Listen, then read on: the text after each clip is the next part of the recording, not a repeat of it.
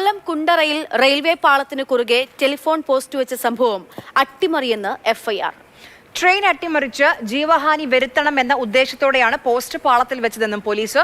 പിടിയിലായ 2 പ്രതികളുടെയും മൊഴി NIA രേഖപ്പെടുത്തിയിരുന്നു. കണ്ണൻ നായർ വിവരങ്ങളുമായി നമുക്കൊപ്പം ചേരുന്നുണ്ട്. കണ്ണൻ, ഈ പ്രതികളെ കോടതിയിൽ ഹാജരാക്കിയോ?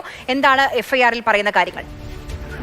ഈ പ്രതികളുടെ മൊഴി ഒരു തരത്തിലും പോലീസ് മുഖവിലക്കെടുത്തിട്ടില്ല. ഇത് അട്ടിമറിയാണ് എന്നുള്ള തീരുമാനത്തിലേക്ക് ആണ് എഫ്ഐആർ പോയിരിക്കുന്നത്. നേരത്തെ അവർ പറഞ്ഞത് ഈ പൈപ്പ് മുറിക്കുന്നതിന് വേണ്ടിയാണ് റെയിൽവേ ട്രാക്കിൽ കൊണ്ടുവച്ചതെന്നായിരുന്നു. എന്നാൽ അത് പോലീസ് മുഖവിലക്ക് പോലും എടുത്തിട്ടില്ല. അതുകൊണ്ട് അതിൽ തന്നെയാണ് ഈ എഫ്ഐആറിൽ അട്ടിമറിയാണ് എന്നുള്ള ഒരു നിഗമനത്തിലേക്ക് എത്തിയിരിക്കുന്നത്. അങ്ങനെ എഫ്ഐആർ രജിസ്റ്റർ ചെയ്തിരിക്കുന്നു. ഇന്ന് വൈകിട്ട് 3 മണിയോടുകൂടി ഇവരെ കോടതിയിൽ ഹാജരാക്കാനാണ് തീരുമാനം. അതിനു മുമ്പ് ഈ സംഭവ സ്ഥലത്ത് വെച്ച് ഇരുവരെയും തെളിവുകൾ തെളിവെടുത്തിരുന്നു.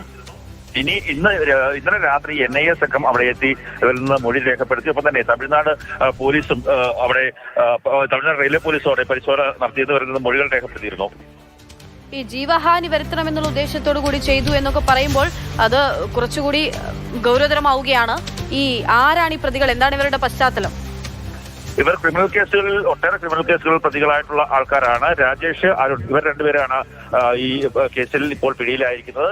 SIA അടിച്ച കേസിലെ പ്രതിയാണ് രാജേഷ്. അങ്ങനെ ഒരാൾക്ക് 11 ക്രിമിനൽ കേസ്, ഒരാൾക്ക് 5 ക്രിമിനൽ കേസുള്ള ആൾക്കാരാണ്.